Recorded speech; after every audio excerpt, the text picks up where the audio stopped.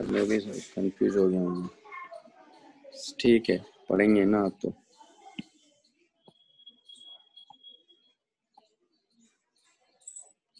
तो last class में हम बात कर रहे थे V RMS equal to 3P0 by capital M, है ना। अब हमारे पास में आइडियल गैस इक्वेशन है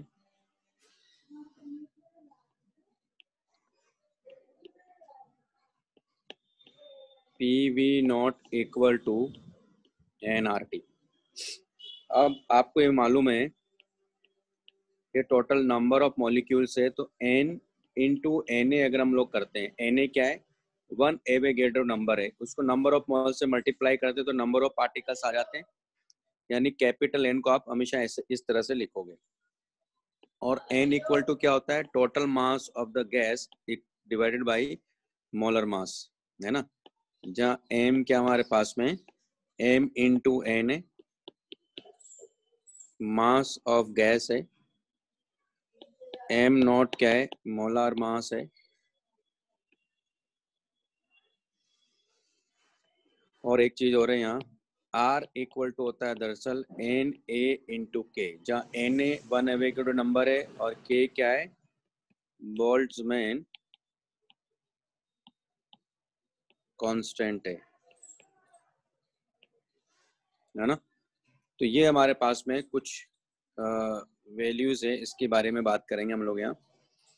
तो इसको मैं क्या लिख सकता हूँ, VRMS को, क्योंकि कैपिटल M को मैं लिख सकता हूँ ये, है ना। और PV0 को क्या लिख सकता हूँ, nRT। तो रखो देखो वहाँ, तो VRMS equal to 3 nRT by capital M का स्क्वायर रूट इक्वल टू 3, और इसको लिखेंगे हम लोग, n को क्या लिख सकते हैं, n into Na into R को Na के इंटू कैपिटल T, और इसको M इंटू N, यानी VRMS इक्वल टू आ गया 3kT by small m। Small m क्या है, एक मॉलिक्यूल का मास है। ओके, इसी को हम लोग ये भी लिख सकते हैं, वापस से देखिएगा, 3NaKT by M into Na, है ना। अब आप देखो Na को क्या लिख सकते हैं, R लिख सकते हैं, लेकिन M इंटू Na को क्या लिख सकते हैं हम लोग, इसको कैपिटल M नॉट लिख सकते हैं। देखो कैसे, यहां से चलो आप भाई, हमारे पास n, स्मॉल m को क्या लिख सकते हो आप, यहाँ से देखो n बाई Na लिख सकते हो, है ना। और n को क्या लिख सकते हो आप, n को लिख सकते हो m इन सॉरी, हाँ मतलब कैपिटल M को क्या लिख सकते हो, m into n divided by m not लिख सकते हो, है ना। इसका मतलब हुआ कि m नॉट को आप m इंटू Na लिख सकते हो। तो यहाँ देखो m इंटू Na को क्या लिख सकता हूँ, इसका मतलब VRMS इक्वल टू आप लिख सकते हो 3RT बाई m नॉट। तो VRMS को आप ऐसे भी लिख सकते हो, VRMS को आप ऐसे भी लिख सकते हो, और VRMS को आप ऐसे भी लिख सकते हो। ठीक है, ये लिख लीजिए।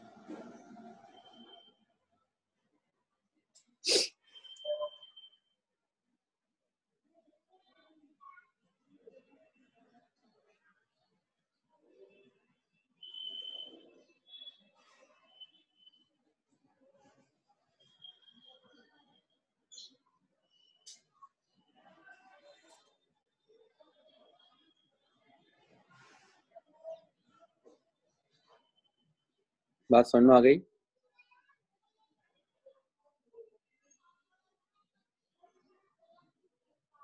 बात नहीं समझ में आई? हाँ सर, समझा।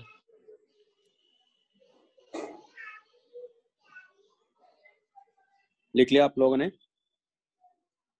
हाँ सर लिख लिया। हाँ सर, हो हाँ गया। सर लिख लिया। नेक्स्ट हमारे पास में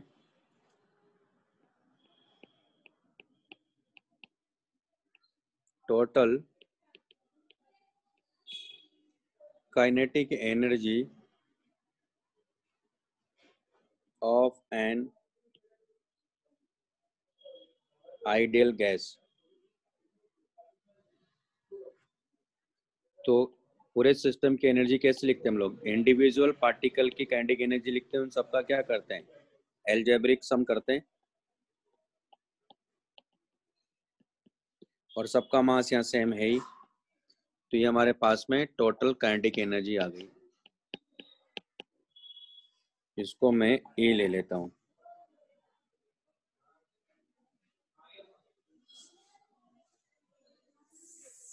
ठीक है, तो अब यहाँ देखो आप, E इक्वल टू हो जाएगा हमारे पास में हाफ एम V1 का होल स्क्वायर, V2 का होल स्क्वायर, Vn का होल स्क्वायर। और इसको हम लोग ऐसा भी कर सकते हैं, कैपिटल एन से ऊपर नीचे मल्टीप्लाई कर दिया तो V1 का होल स्क्वायर, V2 का होल स्क्वायर, Vn का होल स्क्वायर बाई n। ये क्या हमारे पास में? ये था हाफ एन एम, याद आ रहा है? V स्क्वायर का एवरेज था। ये डेरिवेशन देखा आपने? हाँ सर। हाँ सर। और इसी को हम लोग क्या लिख सकते हैं? ये तो हो गया VRMS हाफ, का ये स्क्वायर। तो कैपिटल एम हो गया, और ये V RMS का होल स्क्वायर लिख सकते हैं। इसका मतलब है टोटल काइनेटिक एनर्जी हमारे पास होगी half capital M V RMS का होल स्क्वायर, जहाँ कैपिटल एम क्या है? मास ऑफ द गैस है। ओके, ये क्या हो गया हमारे पास में? मास, ये लिख लो पहले। तो ये आगे total kinetic energy.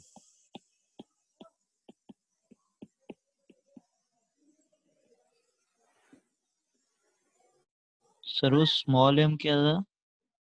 Small m mass of the particle, अच्छा, मास ऑफ अ मॉलिक्यूल।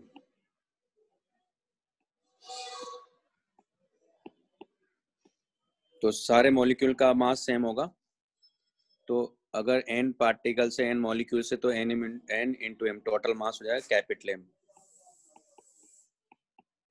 ये मास ऑफ गैस हो गया।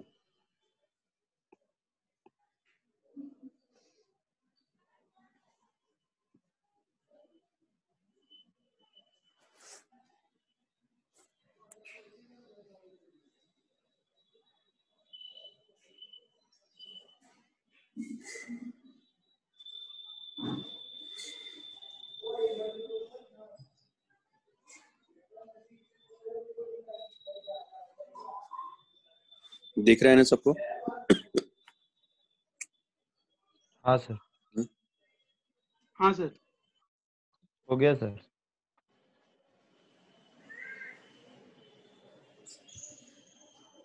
लिख लिया ना? तो ये टोटल काइनेटिक एनर्जी है हमारे पास में। अब इसी में हम बात करेंगे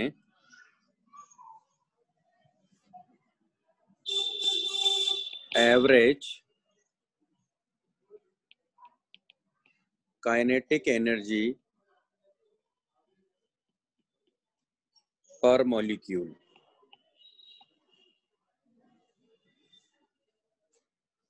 तो हमारे पास में ई टोटल एक, मतलब sorry, kinetic energy total equal to क्या है? हाफ एम V RMS का होल स्क्वायर, यानी हाफ एन एम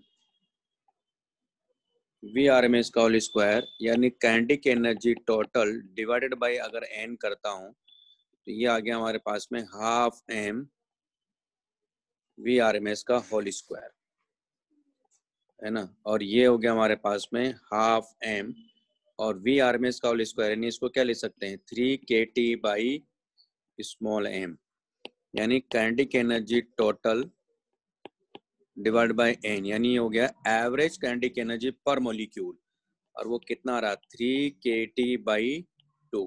ये हो गया हमारे पास में average kinetic energy per molecule. अब आप ध्यान से देखिए, average kinetic energy per molecule, यानी इसका मतलब हर गैस के लिए average kinetic energy per molecule क्या है, सेम है, सेम टेम्परेचर के लिए। तो एक नोट यहाँ लिखेंगे, average kinetic energy per molecule is same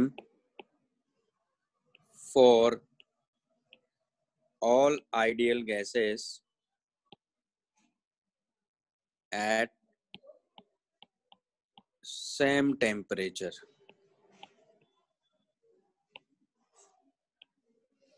sir इसमें अजम्पशन ऐसा होता है कि डिग्री ऑफ फ्रीडम सबका वानी है, मतलब हाँ 3 है। मतलब यहाँ जो, हाँ जब भी ये हम बात करते हैं दरअसल मोनोएटॉमिक गैस मान के करते हैं, ठीक है। जो काइनेटिक थ्योरी ऑफ गैसेस का जो कॉन्सेप्ट है वो उसमें मोनोएटॉमिक गैस को ही लेकर बात करते हैं, इसलिए मॉलिक्यूल को भी पार्टिकल मान लेते हैं। एटम, मॉलिक्यूल, पार्टिकल सब का मतलब एक, यानी कोई रोटेशनल मोशन नहीं, कोई कुछ नहीं।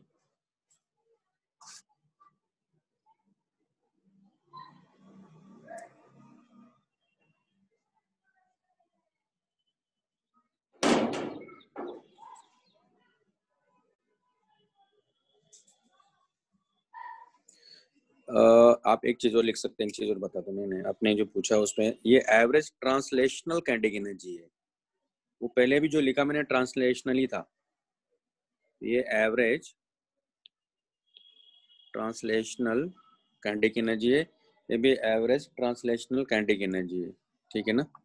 एवरेज ट्रांसलेशनल काइनेटिक एनर्जी है। वो पहले भी वो टोटल ट्रांसलेशनल काइनेटिक एनर्जी है।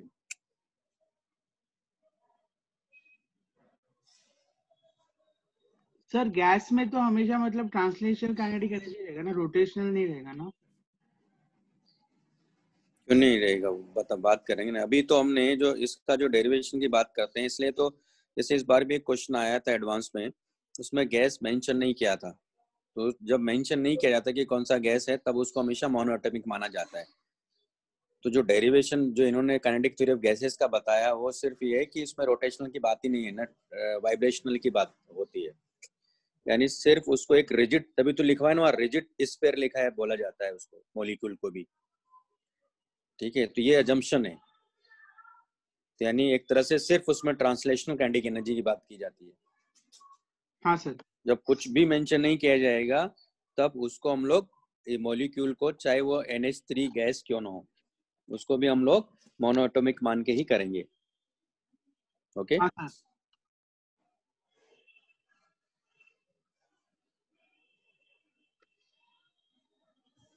ये क्लियर दिख रहा है ना आप लोगों को? पता नहीं कैसे ब्राइटनेस चेंज करता रहता है यार ऑटोमेटिक।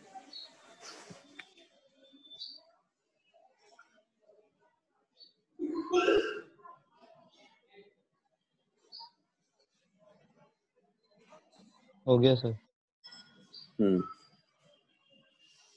तो average translational kinetic energy per molecule हर एक गैस का सेम होगा, सेम टेम्परेचर के लिए। तो इस पॉइंट को ध्यान रखना है। अब बात करते हैं हम लोग इंटरनल एनर्जी, लेकिन उसके पहले इक्विपार्टीशन लॉ ऑफ एनर्जी के बारे में बात करते हैं।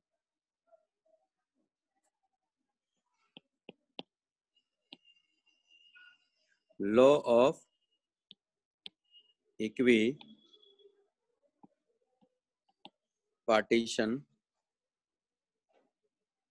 लॉ ऑफ इक्विपार्टीशन नहीं,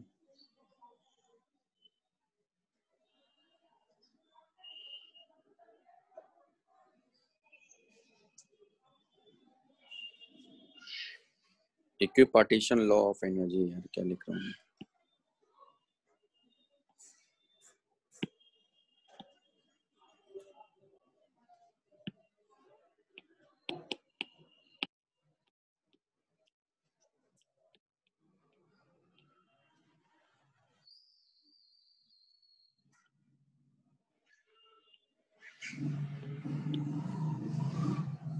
तो ये लो, ये कहता है एनर्जी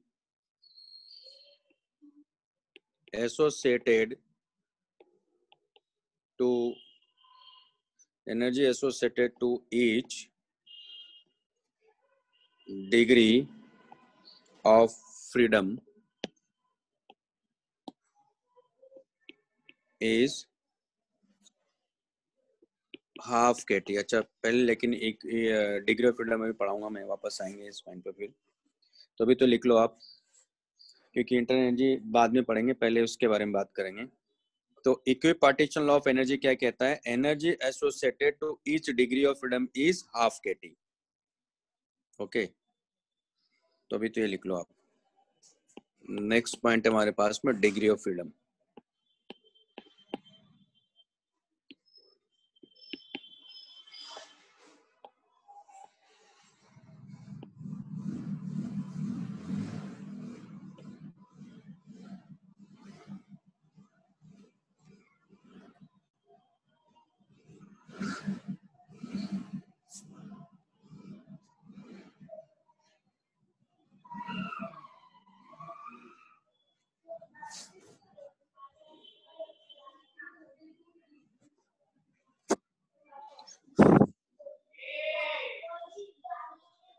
लिख लिया?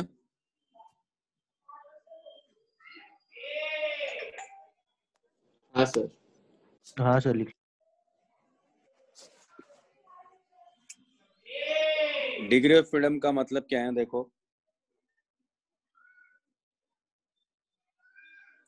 It is defined as number of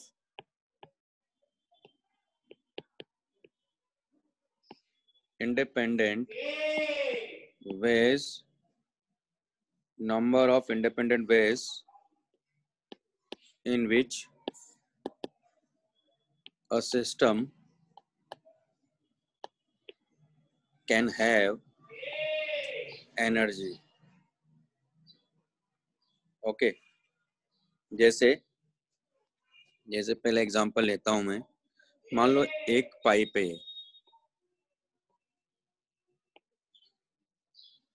ना, ये पाइप मान लो लॉन्ग पाइप है, और इसमें मान लो कोई बॉल है। तो ये जो पाइप है ये तो फिक्स है।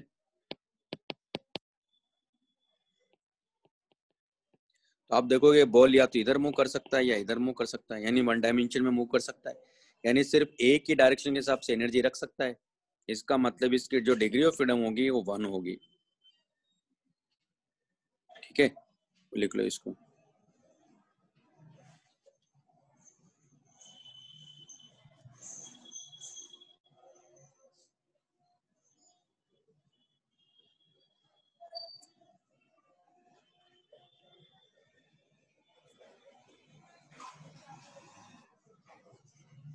यानी ये क्या हो गया, एक तरह से वन डायमेंशनल मोशन हो गया इसका।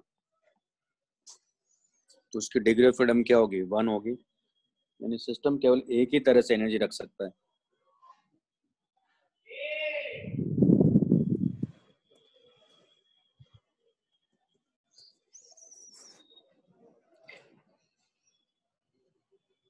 लिख लिया?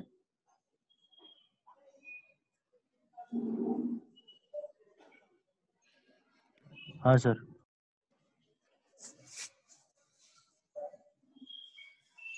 भाई सबने लिख लिया? हाँ हाँ सर। सर।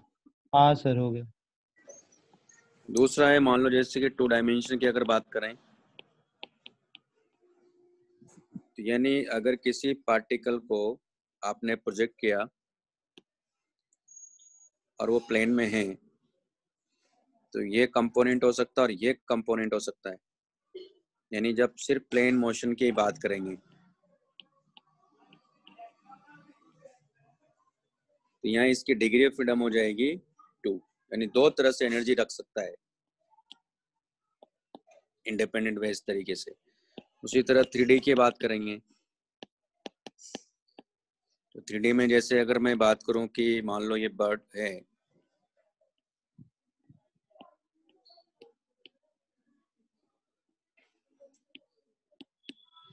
तो ये इस डायरेक्शन में मूव कर सकता है, इस डायरेक्शन में मूव कर सकता है और ये जेड डायरेक्शन में मूव कर सकता है।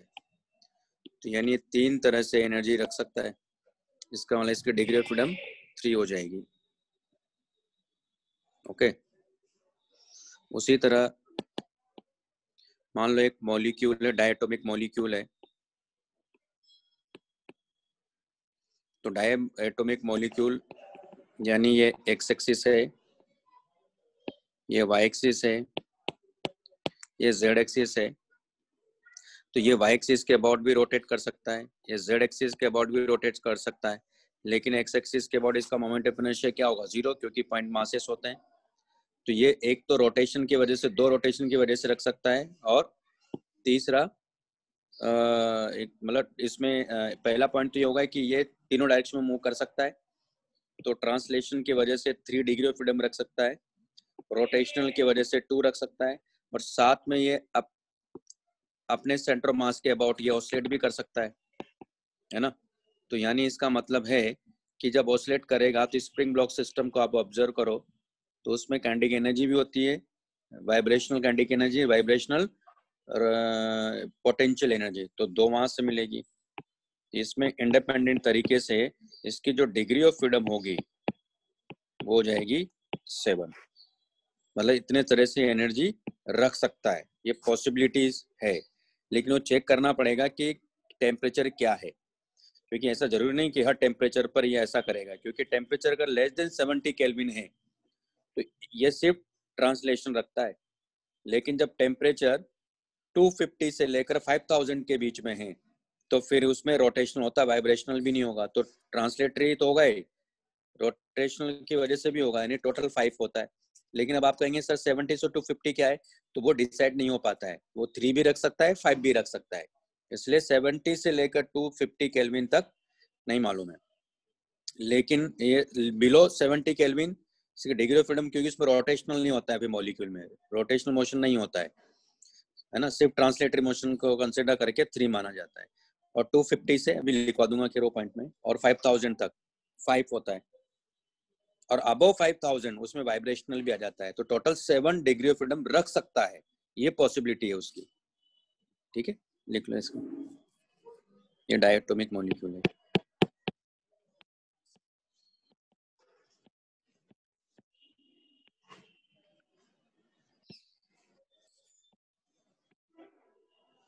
सर रोटेशन और वाइब्रेशनल बता दीजिए ना, दो कैसे है वो। भाई एक तो ये वाई एक्सिस के बाद रोटेट कर सकता है, हाँ ये जेड एक्सिस के बाद रोटेट कर सकता है, एक्स एक्सिस के बाद तो पॉइंट मास है तो मोमेंट ऑफ इनर्शिया 0 होगा, तो वो हाँ काउंट ही नहीं करेंगे। तो 2 ही हो गया रोटेशनल की वजह से। वाइब्रेशनल में क्या है कि ये अपने एक्सिस के मतलब इसके जो सेंटर मास है उसके अबाउट ऑसिलेट कर सकता है ना। हाँ आ रही वसन में।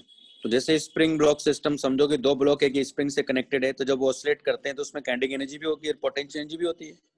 हाँ तो वो 2 वहां से रखेगा, एक तो काइनेटिक एनर्जी का और एक पोटेंशियल एनर्जी का, हाँ। तो 2 काउंट करेंगे उसको। सर वो ठीक है, वाइब्रेशनल में और एक्स डायरेक्शन में भी हो सकता है, वाइब्रेशन वाई डायरेक्शन में भी हो सकता है, जेड डायरेक्शन। नहीं नहीं, ऐसे कैसे हो जाएगा? वाइब्रेट जैसे ये स्प्रिंग है, जब ऑसिलेशन होगा तो ऐसे तो होगा ना, है ना, फिर ये उधर से इधर भी जाएगा ऐसे। हाँ हाँ समझा सर। ठीक है,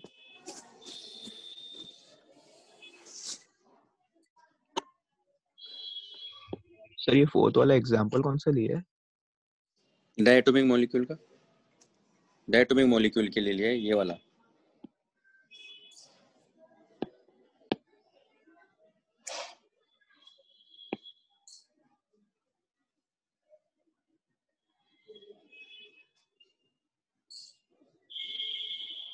सर वो एक्स एक्सिस के अबाउट रोटेट नहीं करेगा, वो एक बार पार्ट फिर से समझाइए ना।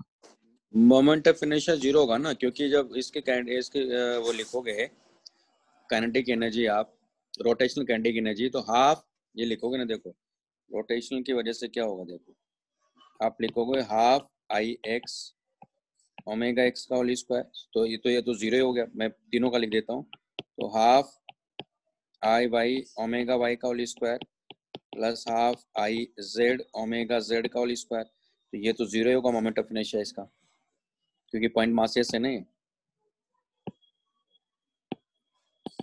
तो आपको याद होगा कि एम आर स्क्वायर होता है मोमेंट ऑफ इनर्शिया जब आर ही जीरो है एक्सिस के इस axis along the x axis, तो उस केस में उसका मोमेंट ऑफ इनर्शिया जीरो हुआ, तो उसका मतलब rotational along the x axis, उस एक्सिस के अबाउट जब वो रोटेट कर ही नहीं रहा है, इसका मतलब ये हुआ। ठीक है, तो 2 ही काउंट करेंगे हम लोग। बात समझ में आई? हाँ सर।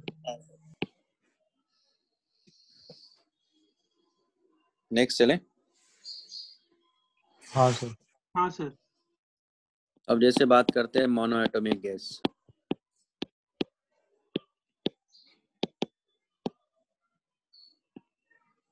तो डिग्री ऑफ फ्रीडम क्या होगा? 3 होगा। अगर डायटोमिक की बात करें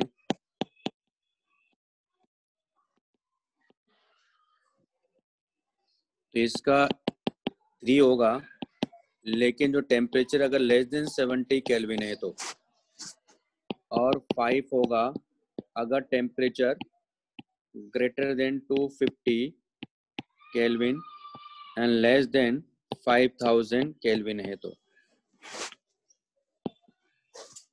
है ना। और अगर मान लो F7 होगा अगर टेम्परेचर ग्रेटर देन 5000 केल्विन है तो, क्योंकि इसमें वाइब्रेशन भी आ जाएगा। तो ये कॉन्सेप्ट है। सर वो 70 और 250 के बीच का पार्ट क्यों छूट गया सर? वो इसलिए छूट गया क्योंकि कंफर्म नहीं ना कि उसमें रोटेशन, क्योंकि उसमें ऐसा होता है कि हो सकता है कि वो डिग्री ऑफ फ्रीडम 3 भी रह जाए, डिग्री ऑफ फ्रीडम 5 भी हो जाए। आरी बात सुन में, अच्छा क्योंकि समझा। कोई कोई हर गैस, ये जो लिखा हमने हर गैस के लिए लिखा है, लेकिन कुछ गैसेस का ऐसा होगा जिसमें 5 भी मिलेगा आपको 70 से 250 में, और कुछ गैसेस का आपको नहीं मिलेगा, 3 मिलेगा आपको। ठीक है ना, तो वो कंफर्म नहीं है इसलिए।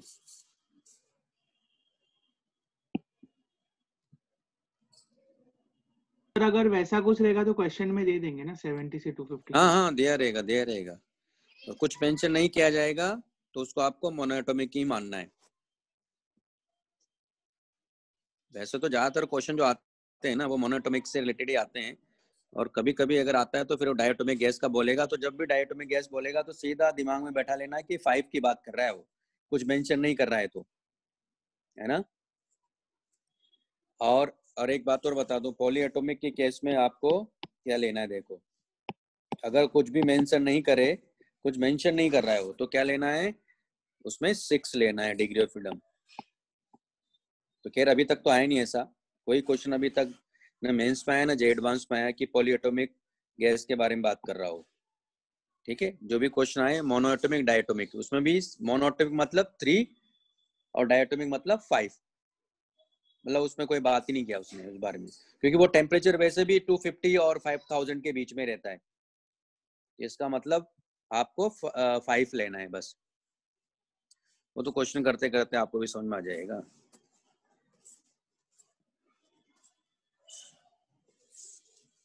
हो गया सर।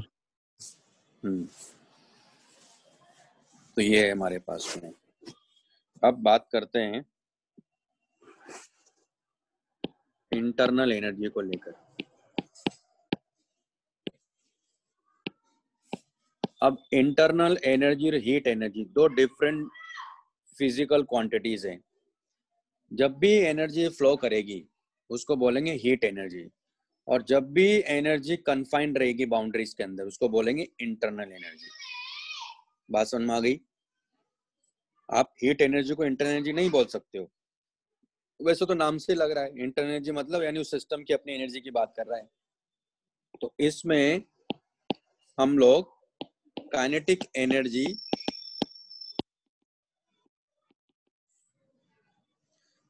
प्लस पोटेंशियल एनर्जी की बात करते हैं, लेकिन आइडियल गैस की हम बात कर रहे हैं। तो फॉर आइडियल गैस, क्योंकि हम बात मानते हैं कि कोई इंटरेक्शन नहीं है, यानी इनके बीच में इतना गैप है कि कोई इंटरेक्शन नहीं हो रहा है except collision, during the collision, तो यानी पोटेंशियल एनर्जी आइडियल गैस के लिए क्या होगी, हमेशा 0 लेना है आपको। इसका मतलब है कि जो इंटरनल एनर्जी की हम बात करेंगे, वैसे तो potential energy plus kinetic energy है, तो ये तो 0 हो गया, यानी इंटरनल एनर्जी हमेशा क्या लिखेंगे आप, काइनेटिक एनर्जी लिखेंगे। अब काइनेटिक एनर्जी में है ना, आ रही बात समझ में?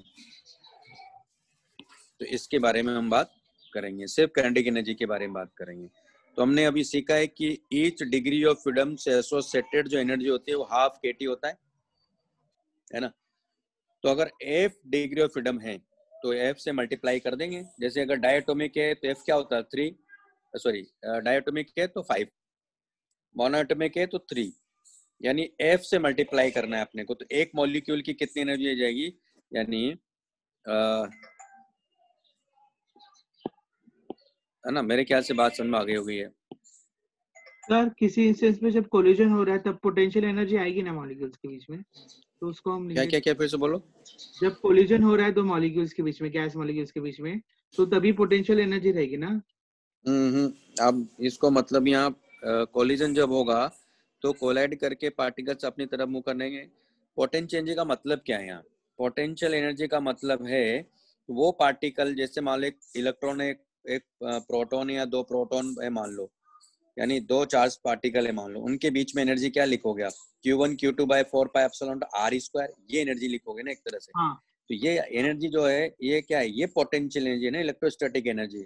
उसी तरह हाँ मॉलिक्यूल के लिए जब एनर्जी लिखते हैं तो क्या लिखते हैं generally, U equal to A by R⁴ minus B by R⁴ ये जो एनर्जी है ना, ये जीरो एनर्जी है। मॉलिक्यूल के बीच में जब इंटरेक्शन होता है, इंटर एटॉमिक फोर्सेस जब होते हैं, तब एनर्जी जनरली क्या लेते हैं हम लोग, A by R⁴ minus B by R⁴ ऐसा मानते हैं। तो ये एनर्जी जीरो है, ये कहना चाह रहा हूँ मैं। हाँ ठीक है। अब मैं यहाँ बात करने जा रहा हूँ, n मान लो नंबर ऑफ मोल्स से, मान लो नंबर ऑफ n मोल्स की, अगर कोई कंटेनर है उसके अंदर कोई गैस है और उसके नंबर ऑफ मोल्स मान लो n है, तो उसकी इंटरनल एनर्जी क्या होगी? तो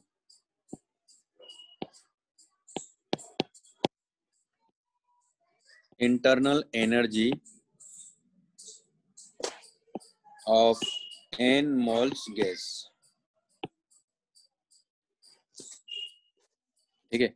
तो क्या लिखेंगे, तो n मोल की बात कर रहा हूँ, इसका मतलब है कि मान लो नंबर ऑफ पार्टिकल्स उसके कैपिटल n है ना, और हर एक की एनर्जी कितनी है, तो अगर उसकी डिग्री ऑफ फ्रीडम F है तो हर एक मॉलिक्यूल की कितनी होगी, F into half kT into n करेंगे, ये टोटल एनर्जी आ गई ना।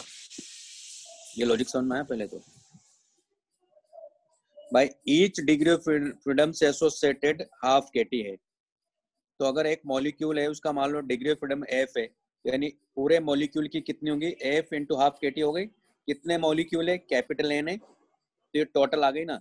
यानी n को आप क्या लिख सकते हो, कैपिटल N को n इंटू Na लिख सकते हो, और F बाई 2 kT लिख सकते हो।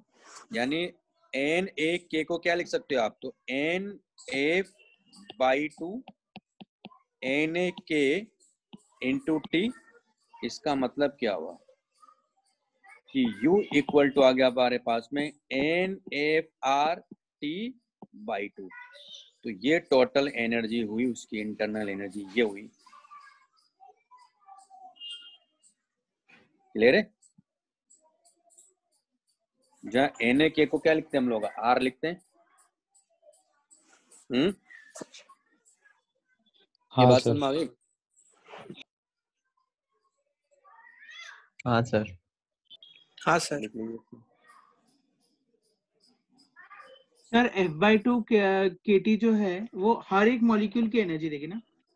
हाँ, जैसे मान लो मोनो एटॉमिक हुआ तो उस मॉलिक्यूल की डिग्री ऑफ फ्रीडम कितना, 3 हुआ ना, तो टोटल एनर्जी कितनी होगी इसकी, 3/2 kT। तो यही तो आ रहा था मोनो एटॉमिक के लिए। हाँ सर।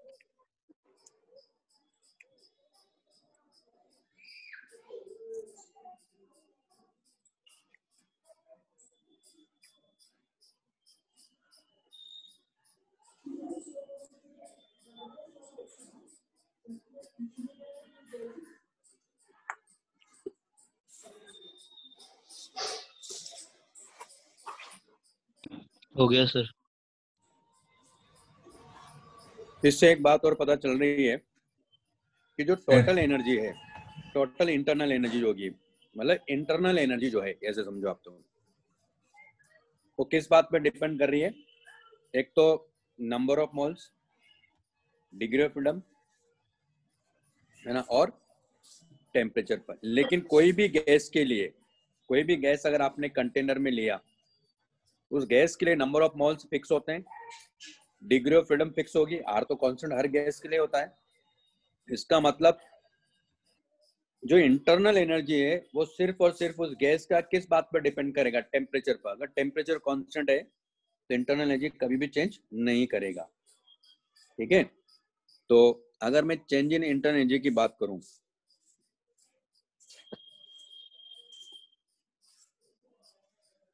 तो चेंज इन इंटरनल एनर्जी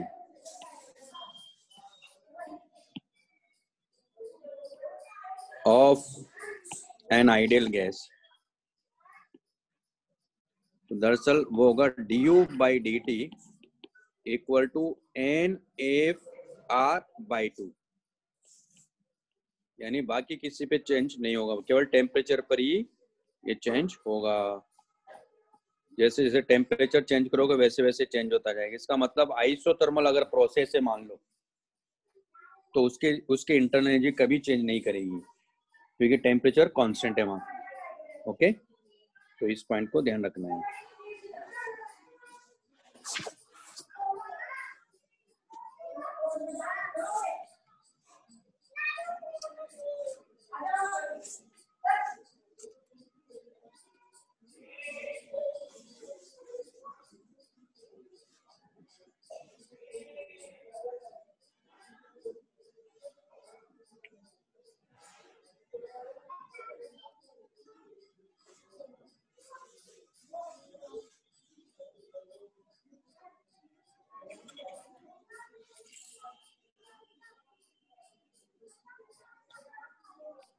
हो गया सर।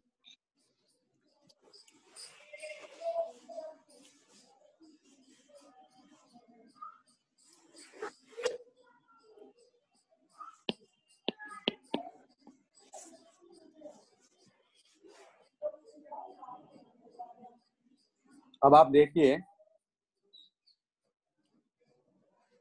एग्जाम्पल 1, उसमें एक कंटेनर दिया हुआ है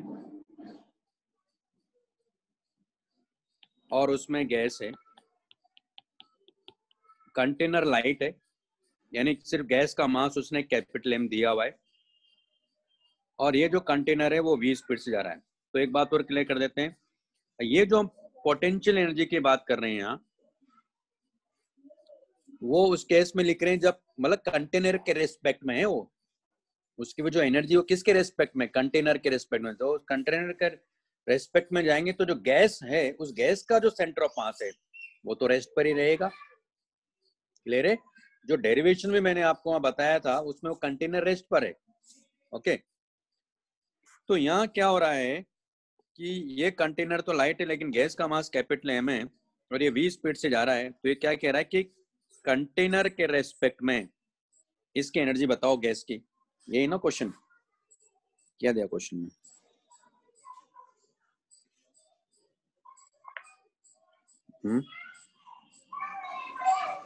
हाँ सर यही है। मैंने भेजा है कि नहीं भेजा आपको? इसका थ्योरी पार्ट भेजा है मैंने इसका? नहीं सर, अभी केटी जी का नहीं भेजा। केटी जी का भेज, एक मिनट में भेजता हूँ यार।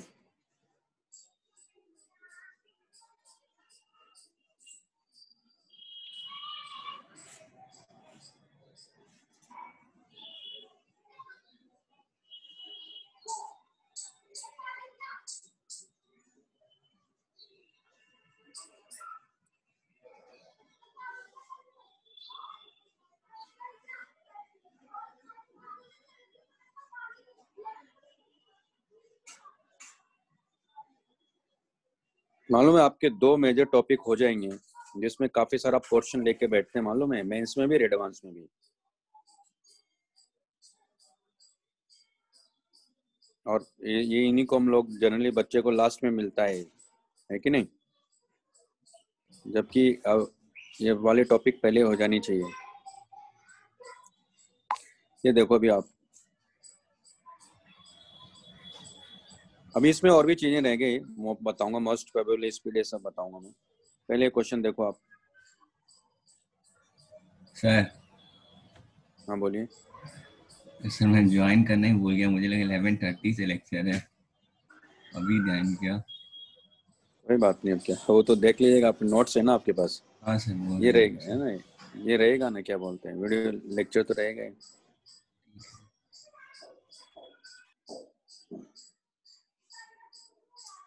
अब देखो इसमें आप, एक मिनट कहाँ गया यार, एग्जाम्पल 1 देखो। अब आप ये देखो,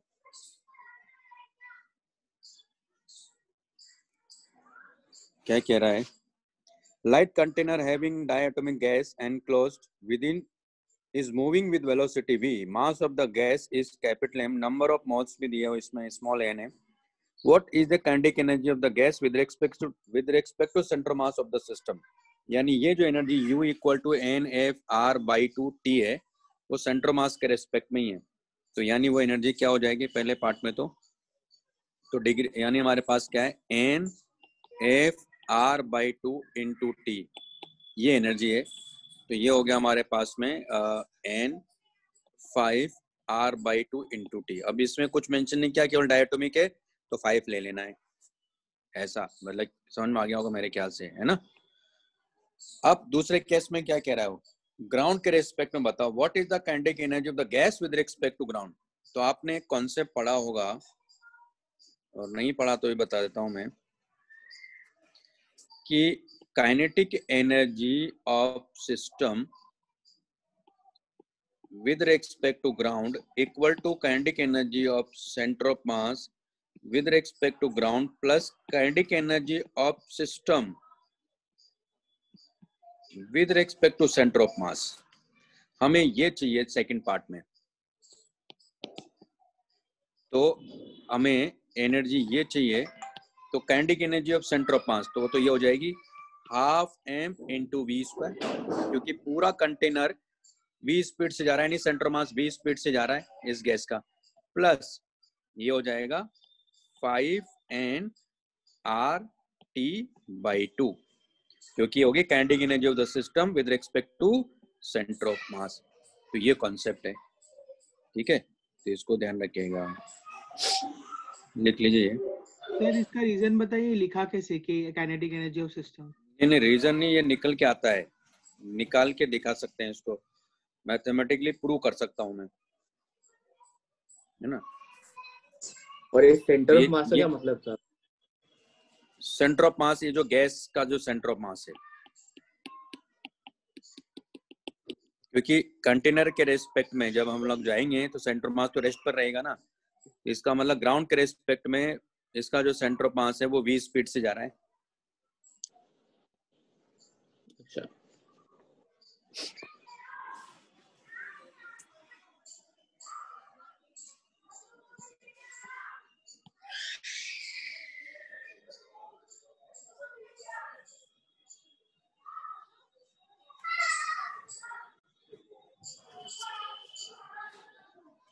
लिख लिया सर एक मिनट। Sir kinetic energy of system with respect to centre of mass मतलब kinetic energy of system with respect to centre of mass, है ना। मतलब ये है कि सेंटर ऑफ मास में बैठ के जब आप देखोगे, इसको सॉल्व करके दिखाऊं क्या, मैं एक एग्जांपल से समझाऊं इसको, जल्दी समझ में आएगा। हाँ सर एग्जाम्पल। बोलो, हाँ बताओ। हाँ सर समझा। ठीक है तो बताता हूँ, ये लिख लो पहले। हो गया सर। हो गया सर।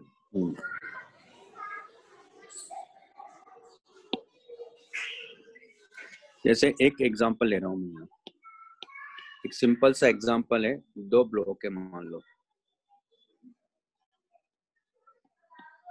इसका मास m1 है और इसका मास m2 है, ये इधर v1 से आ रहा है, ये इधर v2 से आ रहा है, ये m2 है, ठीक है। तो पहले सेंटर मास की वेलोसिटी निकाल सकते हैं, तो आपको ही पता है VCM vector equal to M1 V1 vector plus M2 V2 vector divide by M1 plus M2 होता है ना। तो हाँ अब एक सर। ही डायरेक्शन में है, तो ये क्या हो जाएगा VCM यानी M1 V1 plus M2 V2 divided by M1 plus M2 हो जाएगा। ये सेंटर ऑफ मास आ गया। और आपको ये मालूम होना चाहिए कि सेंटर ऑफ मास की kinetic energy with respect to ground जब लिखा जाता है तो ये होगा टोटल हाफ, मतलब half into total mass system का, M1 plus M2 into VCM का होल स्क्वायर, ऐसे लिखा जाता है।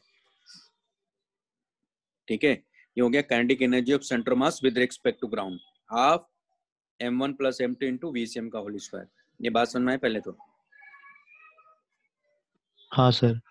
है ना। हाँ सर। अब यहाँ देखो V1CM का मतलब क्या हुआ, velocity of block A block 1 with respect to centre mass y, यानी इसको क्या लिखोगे V1 माइनस VCM लिखोगे, है ना। तो V1 माइनस VCM कितना दिया है, M1 V1 plus M2 V2 divided by M1 plus M2 लिखोगे, है ना। तो V1C, तो V1 M1 यानी कैंसिल आउट हो जाएगा, तो हमारे पास आएगा M2 V1 minus V2 divided by M1 plus M2 आएगा, है ना। और V2 मतलब ब्लॉक 2 की with respect to centre mass speed है या वेलोसिटी है, तो V2 माइनस VCM लिखोगे, यानी अल्टीमेटली क्या मिलेगा M1 into V2 minus V1, तो ये हो जाएगा, कट जाएगा, तो ये आ जाएगा हमारे पास में, क्या आ जाएगा, हाँ M1 को बाहर लेंगे तो ये हो जाएगा दरअसल V2 माइनस V1 हो जाएगा divide by M1 plus M2। ये बात समझ में आई, है ना। हाँ सर। सर ये ये वाला लिख पार्ट लो एक बार फिर से सम ये तो रिलेटिव वाला कॉन्सेप्ट है ना। तो ये VAB वेक्टर इक्वल टू हाँ सर वो समझा। हाँ, तो V2 माइनस VCM लिखा ना मैंने, VCM की वैल्यू यहाँ से रखोगे ना इसमें, नहीं सर सॉल्व करो मतलब इसको। Velocity of one with respect to centre of mass, वो मेरे को नहीं ठीक से समझ रहा। नहीं, सेंटर ऑफ मास के रेस्पेक्ट में, क्योंकि सेंटर मास की वेलोसिटी ये है ना इसकी, क्योंकि सेंटर मास भी तो मूव कर रहा होगा ना इस सिस्टम का। ये जो सिस्टम बन रहा हमारे पास में, इसका सेंटर मास यहाँ कहीं होगा, तो ये इधर कितने से जा रहा है, VCM से जा रहा होगा। तो यानी इसके रेस्पेक्ट में तो इसकी वेलोसिटी क्या है 2 की, और 1 की वेलोसिटी क्या है, ये दोनों निकाल ली हम लोगों ने, क्योंकि सिस्टम का सेंटर मास भी तो मूव कर रहा होगा ना, हाँ सर समझा। है ना। तो उसके रेस्पेक्ट में जाके तो सेंटर मास रुक, जिसके रेस्पेक्ट में जाएंगे तो सेंटर मास रुक गया इसका मतलब। तो सेंटर मास के रेस्पेक्ट में इसकी काइनेटिक एनर्जी क्या लिखोगे सिस्टम की, तो सिस्टम की जो काइनेटिक एनर्जी है with respect to centre of mass, वो आप लिखोगे यहाँ हाफ M1 V1CM का whole square plus half M2 V2CM का होल स्क्वायर। ये kinetic energy of this system with respect to centre mass हुआ। हाँ सर। यहाँ तक क्लियर है। Yes sir. तो ये लिख लो पहले। हाँ सर।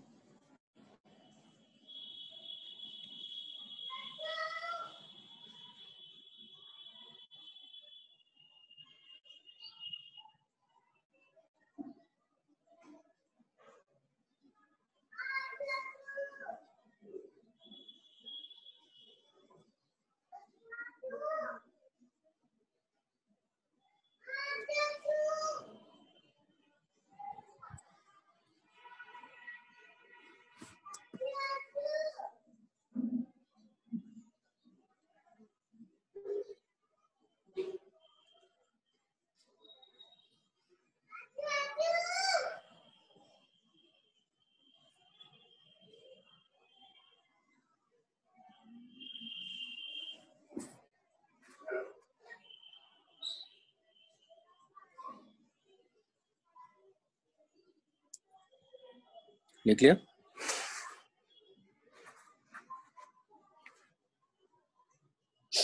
सर एक मिनट।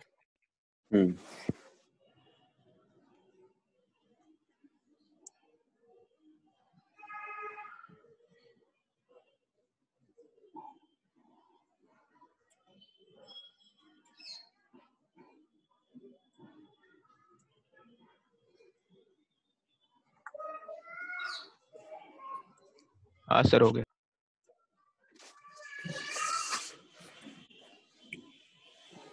अब यहाँ देखिए, kinetic energy of centre of mass with respect to ground, kinetic energy of system with respect to centre of mass, ये इक्वल टू क्या होगा?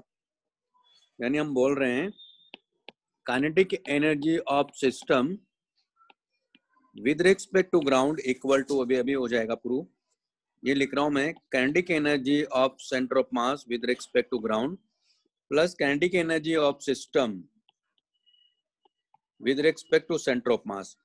तो आप देखो ये हमारे पास में half m1 plus m2 VCM का whole square plus half m1 V1CM कितना है m2 V1 minus V2 by m1 plus m2 का whole square plus half m2 m1 V2 minus V1 by m1 plus m2 का whole square. VCM की value रखो तो ये दरअसल energy आपको मिलेगी हाफ m1 V1 का whole square plus half m2 V2 का होल स्क्वायर, क्योंकि ग्राउंड के रेस्पेक्ट में तो यही है ना सिस्टम की काइनेटिक एनर्जी, ये दोनों इसके इक्वल आ जाते हैं। आगे बात सुन में, इसको पूरा सॉल्व करोगे आप तो ये फाइनल इक्वेशन ये आ गई। तो ये क्या है? Kinetic energy of the system with respect to centre, kinetic energy of the system with respect to ground है ना, क्योंकि V1 V2 तो ग्राउंड के रिस्पेक्ट में ही है, तो इन दोनों को जब सिस्टम मानेंगे तो टोटल काइनेटिक एनर्जी कितनी होगी? ये हो गई फाइनली। तो रख के देखेगा आप, आ जाएगा। अभी समझ में आया? हाँ हाँ सर। हाँ सर। ठीक है ना? हाँ तो सर। ये कॉन्सेप्ट मैंने वहां यूज किया है।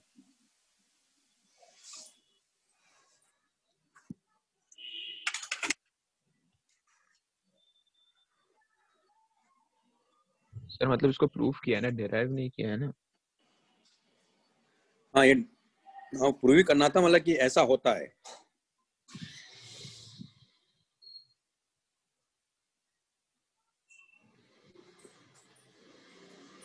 जैसे एक और एग्जांपल दिखाता हूं मैं आपको।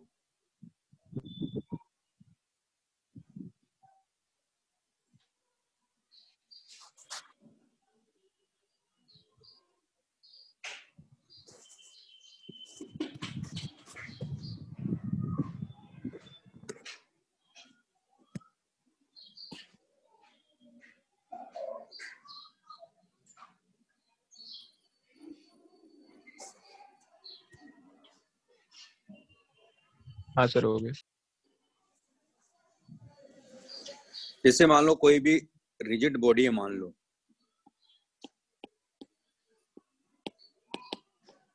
और इसके सेंटर मास की वेलोसिटी मान लो VCM है, और इस सेंटर मास के अबाउट अगर ओमेगा से घूम रहा है, तो आप भी यहाँ क्या लिखते हो? टोटल एनर्जी कैसे लिखते हो? इसके टोटल काइनेटिक एनर्जी क्या लिखते हो आप लिखते हो हाफ, अगर इसका मास m है तो हाफ m VCM का होल स्क्वायर लिखते हो plus half ICM omega square लिखते हो। ये क्या है? Kinetic energy of centre mass with respect to ground ही तो है, और ये क्या है? Kinetic energy of the system with respect to centre mass ही तो है, और उसी को आप लिख रहे हो kinetic energy of system, kinetic energy of system with respect to ground है। ये वहां यही तो लिखते हो आप पूरा। आई बस सुनने तो रोटेशनल में भी जब हम लोग जाते हैं तो दरअसल ये कॉन्सेप्ट होता है वो, तो वही चीज यहाँ लिख दी मैंने, वही चीज वहां लिखी, सेम है कॉन्सेप्ट। जिसको हम लोग क्या बोल रहे हैं? रोटेशन, यानी सेंटर मास के अबाउट प्योरली रोटेशन मोशन कर रहा है, तो सेंटर मास रेस्ट पर आ गया तभी तो प्योरली रोटेशन मोशन कर रहा है, तो उसके रेस्पेक्ट में जो एनर्जी है वो हाफ ICM ओमेगा स्क्वायर है, और सेंटर मास के ग्राउंड के रेस्पेक्ट में दोनों का sum with respect to ground, यानी total kinetic energy of the system with respect to ground है। क्लियर? आप तो क्लियर हो गया होगा। और ये निकल भी जाता है, ऐसा नहीं निकलता है, निकल जाता है भाई। कैसे निकलेगा? जैसे सेंटर मास से हमारे पास VCM से जा रहा, कोई भी पॉइंट आप चूज करो यहाँ, है ना, तो इसकी वेलोसिटी लिखोगे ना आप, इस पॉइंट की वेलोसिटी लिखोगे तो कैसे लिखोगे? सेंटर मास मान लो V इससे जा रहा है तो ऐसे लिखोगे आप, मान लो कि ये x एक्सिस है, ये y एक्सिस है, ये RCM वेक्टर होगा,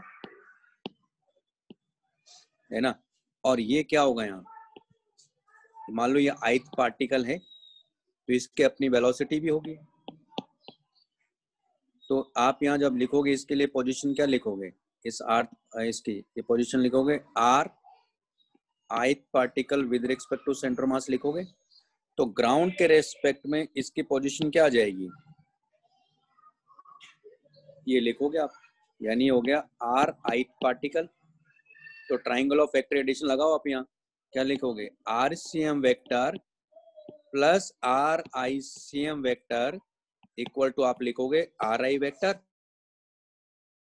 है ना। तो आप यहाँ देखो RI vector with respect to centre mass equal to क्या आ गया, RI vector minus RCM vector. ये तो रिलेटिव वाला कॉन्सेप्ट है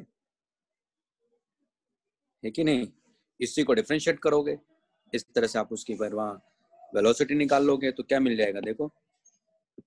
तो DRI vector by DT equal to आप लिखोगे DRCM vector by DT plus D by DT RICM vector. तो ये क्या हो गया, VI वेक्टर इक्वल टू ये हो गया VCM वेक्टर प्लस ये क्या लिखोगे VICM वेक्टर,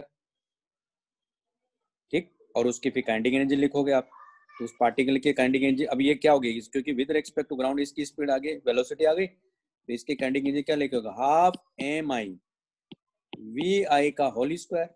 यानी अब फिर इसको समेशन करोगे, ये टोटल काइनेटिक एनर्जी आ जाएगी विद रिस्पेक्ट टू ग्राउंड। इन सबको वहां रखोगे तो ये इसका डेरिवेशन आ जाता है।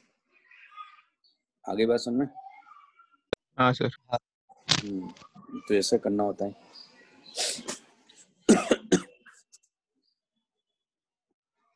तुम क्या कर रहे थे? हो गया वो। नेक्स्ट है एग्जाम्पल 2। एग्जाम्पल 2 में क्या कह रहा भाई, वो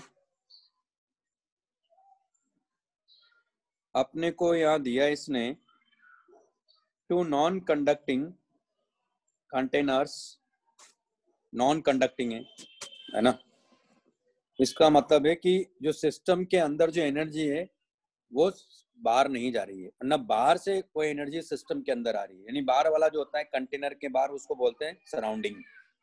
तो सराउंडिंग और सिस्टम के बीच में कोई एनर्जी एक्सचेंज नहीं हो रही, तो इसको बोलते हैं आइसोलेटेड सिस्टम। आगे बात करूंगा, है ना। 3 तरह के सिस्टम होते हैं, उन सबके है ना बारे में बात करेंगे। तो अभी तो ये ऐसा सिस्टम है कि एनर्जी बाहर नहीं जा रही और बाहर से एनर्जी नहीं आ रही। इसका मतलब इसकी टोटल जो इंटरनल एनर्जी है वो कांस्टेंट है, ये कहने का मतलब इस क्वेश्चन में। तो दिया हुआ है कि having volume V1 and V2 contain monoatomic and diatomic gases respectively, they have connected as shown in the figure. Pressure and temperature in the two containers are P1 T1 and P2 T2 respectively. Initially stopcock is closed. If the stopcock is open, find the final pressure and temperature. यानी ऐसा दिया हुआ है।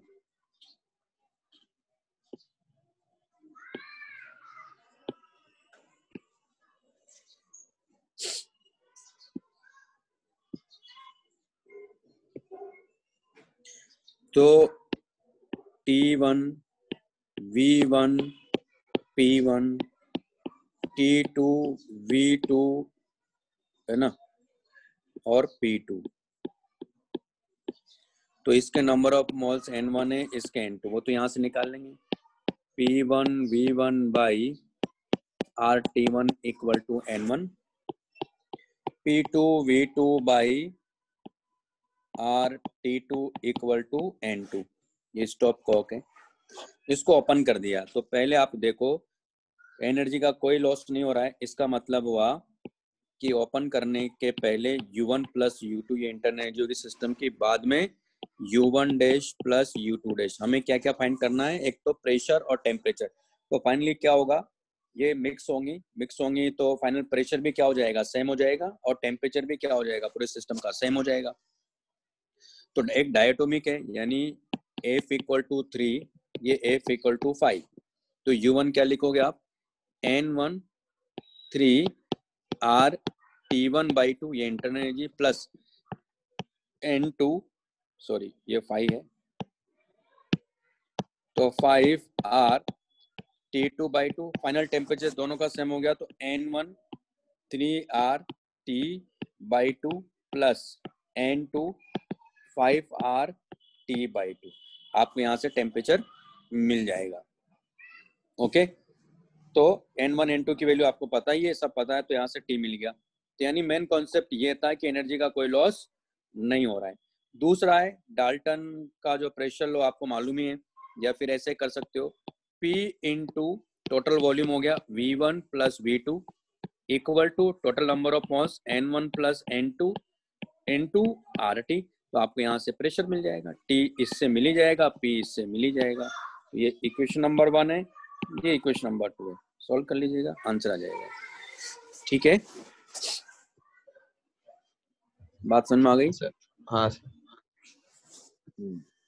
लिख लीजिए इसको।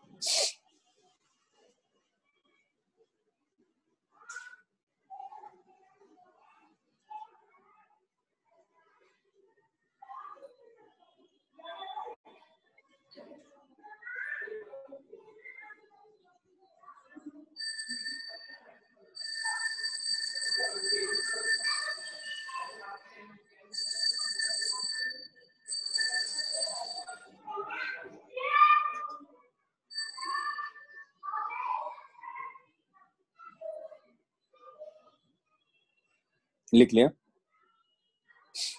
Sir एक बार वो सेकंड इक्वेशन वाला पार्ट फिर से बताना। ये मैंने लिखा भाई टोटल वॉल्यूम कितना हो गया P1 V1 प्लस V2 हो गया। टोटल नंबर ऑफ मोल्स कितने उसके अंदर N1 प्लस N2 है ना, तो बस वो लगा दे मैं, तो P into V1 plus V2 equal to N1 plus N2 equal मतलब PV इक्वल टू nRT लगा दे, दोनों का मिला के। हाँ सर ठीक है समझ। या फिर डाल्टन का पार्शियल प्रेशर लो मालूम है ना? हाँ सर। हाँ सर। हाँ, तो वो कैसे लिखोगे आप? क्योंकि कोई भी गैस अगर आप ले रहे हो, देखो यही लिखोगे ना, टोटल वॉल्यूम क्या लिखोगे? एक मिनट, इसमें से एक को रिमूव करना पड़ेगा मुझे, लिख ही लिया था आप लोगों ने ना।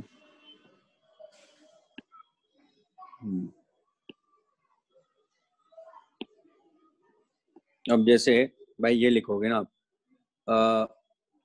P1, तो टोटल वॉल्यूम क्या लिखोगे? V1 plus V2 equal to N1 RT लिखोगे ना कोई भी गैस के लिए। दूसरे का क्या लिखोगे? P2 total volume V1 plus V2 तो लिखोगे ना, इक्वल टू N2 R2 लिखोगे नहीं लिखोगे? ये समझ में आ रहा है? तो आप ultimately P1 plus P2 equal to P लिखते हो ना उसमें, वही तो चीजें लिख दी मैंने। देखो तो N1 RT by V1 plus V2 plus N2 RT by V1 plus V2 ए लिखते हो। तो अल्टीमेटली क्या आ गया? देखो P into V1 plus V2 equal to N1 plus N2 into RT लिखते हो। हाँ सर।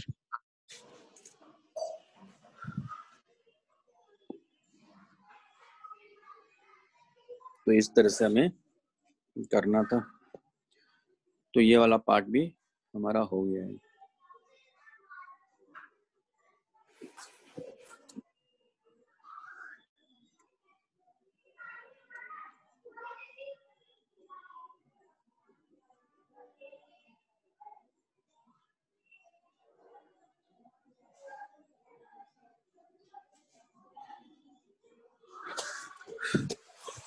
तो ये तो केटीजी वाला पार्ट तो हो गया। नहीं अभी नहीं हुआ, अभी केटीजी वाले पार्ट में क्या रह गया हमारा? हाँ ये लिख लो पहले, फिर आगे का बताता हूँ।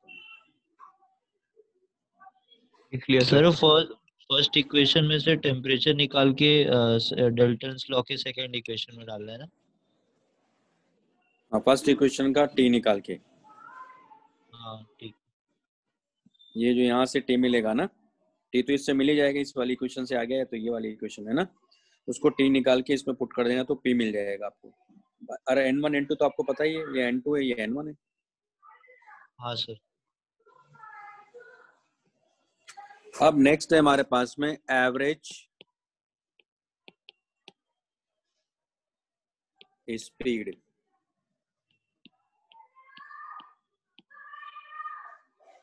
तो एवरेज स्पीड होता है v average equal to v1 plus v2 vn divided by n, और ये वैल्यू मिलती है अपने को,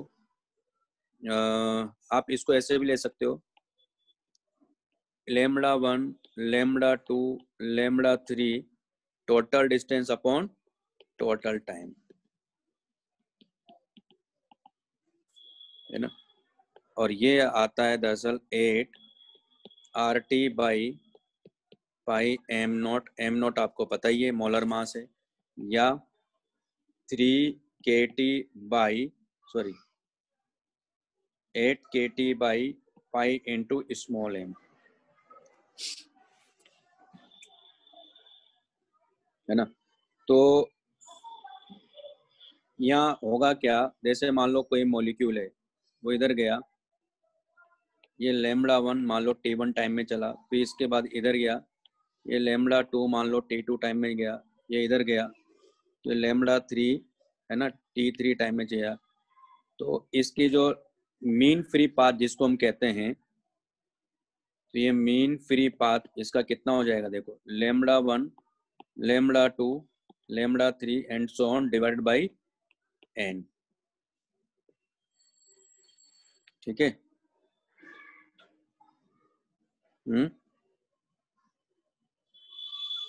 तो हाँ यहाँ सर।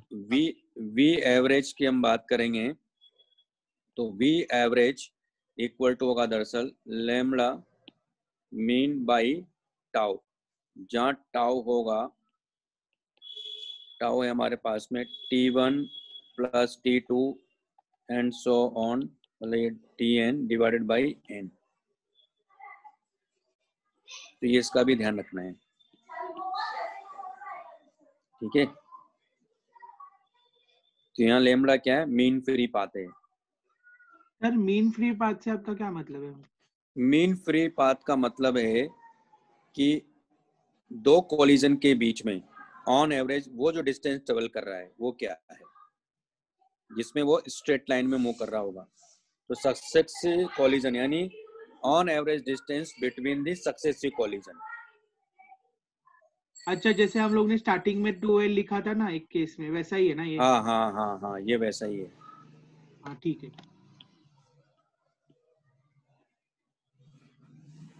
हो गया सर। लिख लेना। सर एक मिनट, इसके बाद भी क्लास है क्या? नहीं सर नहीं है। तो फिर मैं इसको कंप्लीट ही करा देता हूँ ना, वो मोस्ट प्रोबेबली स्पीड वाला पार्ट भी पढ़ाई देता हूँ।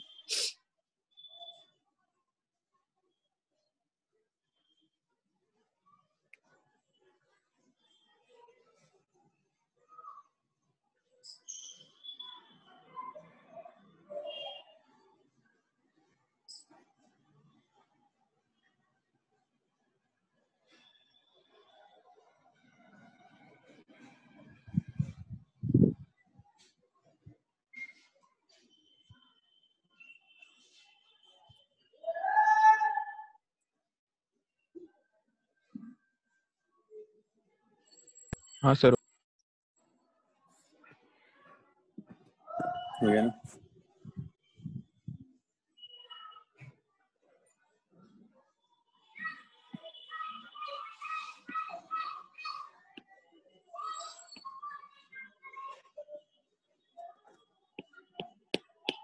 तो नेक्स्ट है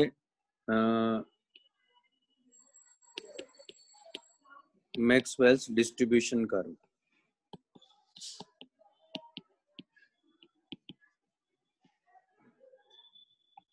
एंड मोस्ट प्रोबेबल स्पीड। तो दरअसल इसने थ्योरेटिकली, है ना, थ्योरेटिकली इसने एक फंक्शन बनाया, है ना, उसके बाद उसका उसने उसको प्लॉट किया, तो वो v वर्सेस मतलब dn/dv वर्सेस v, यानी ये number of molecules per unit speed interval versus speed. ये ग्राफ क्या था, number of molecules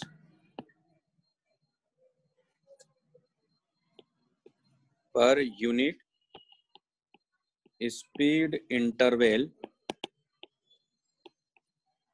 versus speed.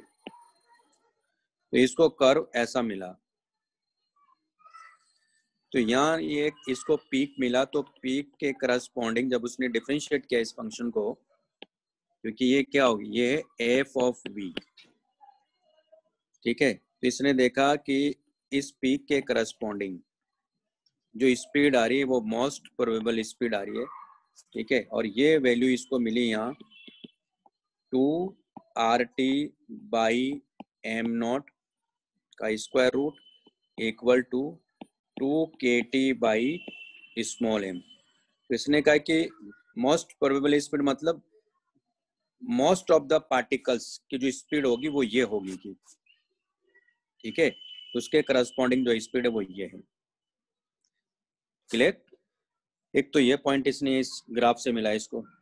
दूसरा, इसने देखा कि जब इसका एरिया निकाला इसने, तो f of v d v, ये एरिया निकालेंगे इसका, तो 0 से इन्फिनिटी जब इंडिकेट किया तो ये क्या है, एरिया अंडर द कर्व।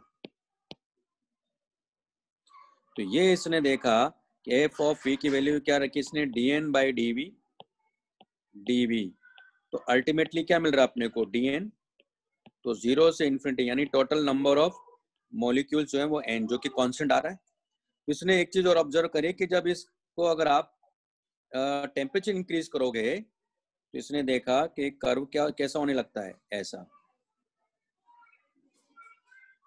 यानी फ्लैट होने लगता है। इसका मतलब क्या हुआ, इसका मतलब हुआ कि टोटल नंबर ऑफ मॉलिक्यूल तो कांस्टेंट ही है, तो मोस्ट प्रोबेबल स्पीड क्या करेगी इसकी, इंक्रीज करेगी। तो अगर ये मान लो टेम्परेचर इसका, ये टेम्परेचर अगर T डैश है और ये टेम्परेचर ये मान लो T टेम्परेचर पर है, तो जब ऐसा हुआ तो इसका मतलब हुआ कि T डैश जो है वो T से ज्यादा है, तो इसका टोटल एरिया क्या रहेगा, हमेशा कांस्टेंट बना रहेगा। तो जैसे जैसे टेम्परेचर इंक्रीज करोगे तो फ्लैट होने लगेगा, और मोस्ट प्रोबेबल स्पीड क्या करेगी, इंक्रीज करने लगेगी। बात समझ में आ गई? तो इतना ही है इसमें। और जो हम लोग m लिखते हैं 2RT/m में, तो वो मास ऑफ द गैस भी हो सकता है ना, जरूरी नहीं कि मोलर मास हो ना। हाँ, जो जैसे हम बोलो, most probable velocity of most probable लिखते हैं ना, ये m0 जो मैंने लिखा है, मास ऑफ द गैस क्या होगा भाई, ये मोलर मास है ना हमेशा। ये तो मोलर मास है भाई, इसलिए मैं वो उसलिए कहाँ चेंज कर रहा हूँ मैं टर्म, ये जो सिंबल है उसको चेंज नहीं कर रहा हूँ ना, इसलिए मैं जैसा वैसा ही है। m0 मतलब मोलर मास लिखा मैंने, कैपिटल M लिखेंगे मतलब मास ऑफ द गैस है, स्मॉल m लिखेंगे तो मास ऑफ द मॉलिक्यूल है, ठीक है। ठीक है सर, वो मास ऑफ गैस कभी नहीं हो सकता ना, सिर्फ मोलर मास ही रहेगा ना वो। इसमें जब 2RT/m0 होगा उसमें मोलर मास है। अरे आप जाओ ना, मैंने इसलिए तो मैं पूरा समझाया ना आपको, उसको वापस से पढ़िएगा आज। हाँ सर। आज जो भी बताया है उसको, हाँ, वापस से एक बार वो वीडियो लेक्चर को एक बार देखिए आप, वरना फिर आप हमेशा कंफ्यूज रहोगे इस चीज में। तो आज ही खत्म कर देना इसको, ये दरअसल सर ये है, टेम्परेचर इंक्रीज करने से मोस्ट प्रोबेबल स्पीड भी डिक्रीज होगी ना? इंक्रीज करेंगे ना यार, देखो ना, टेम्परेचर बढ़ाओगे तो बढ़ रही है ना, क्योंकि टोटल एरिया कांस्टेंट रखना है। इसमें फॉर्मूले में भी देख लो क्या रहा था, √2RT/m0 आ रहा है ना। हाँ सर, हाँ सर, आ रहा है।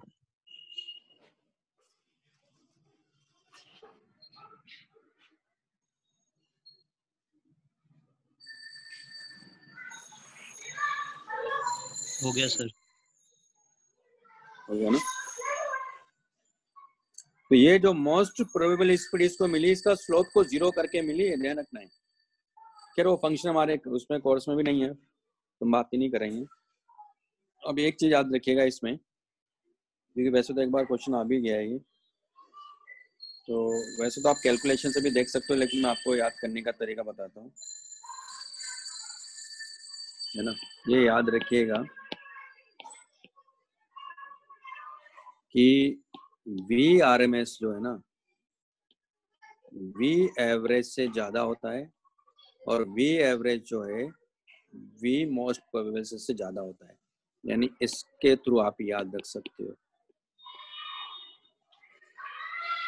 R VRMS, A V average, M VMP, ठीक है ना। तो वैसे तो आपको ही पता है, उससे भी देख सकते हो कैलकुलेशन से, मैंने कहा ना। और इससे यह है कि यार ज्यादा सोचने की जरूरत नहीं पड़ेगी आपको,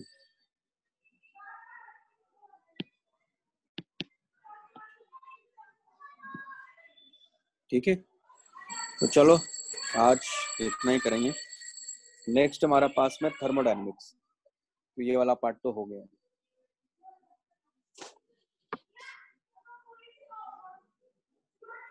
तो देखो ये टॉपिक तो काफी इम्पोर्टेंट टॉपिक है, और इम्पोर्टेंट टॉपिक आपके पहले हो जा रहे हैं। मैकेनिक्स पे देखो भरोसा कर नहीं सकते हो, तो मैकेनिक्स कितना आता है, मैकेनिक्स में भी आएगा तो इतना पक्का आरबीडी आता है। वो ज्यादा से ज्यादा क्वेश्चन आरबीडी के डालता है, क्योंकि उसको मालूम है बच्चों को कहाँ फंसाया जा सकता है। सर नेक्स्ट क्लास में एक्सरसाइज 3 डिस्कस होगा ना? हाँ, एक्सरसाइज 3 डिस्कस करेंगे, ठीक है। ठीक है सर। चलिए फिर, okay, bye bye. Bye bye sir.